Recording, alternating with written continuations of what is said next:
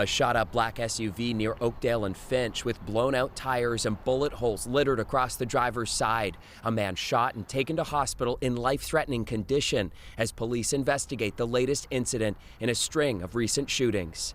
It's really bad what's happening now. Even sitting in your car is scary, so it's not safe in the city anymore.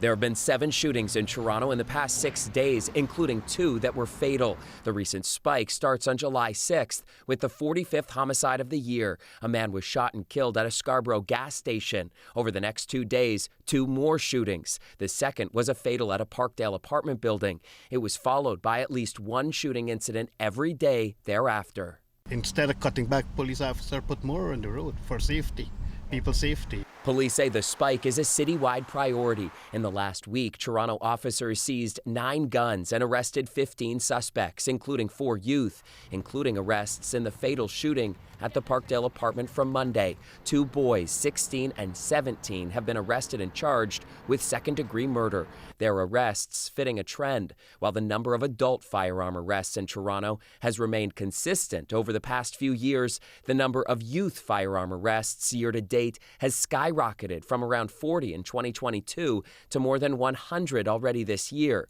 a more than 160% increase. The arms are used against the community. So what are the authorities doing about that, Not far from the latest shooting along Finch, resident Wayne Paul says the gun violence spike is concerning, partly coming, he thinks, from a desperate population struggling through difficult economic times.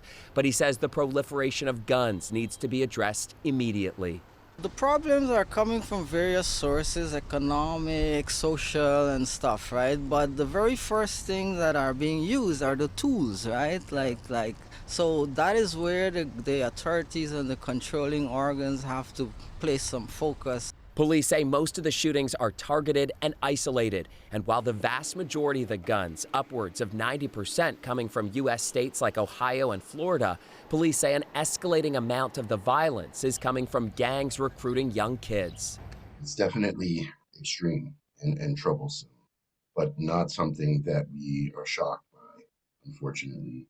Marcel Wilson is the founder of the 1x1 movement, a think tank dedicated to tracking things like gun violence and offering solutions. There's a lot of money out there to tackle the issue, but the problem is the money is going to the wrong places. Government gun buyback programs and enhanced policing are not helping, he says. Instead, community supports to lift especially children out of poverty is what's critical.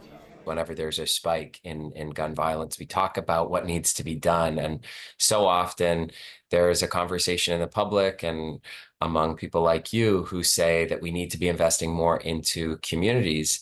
And yet here we are yet again talking about it once more. What's going to break this cycle? Great question.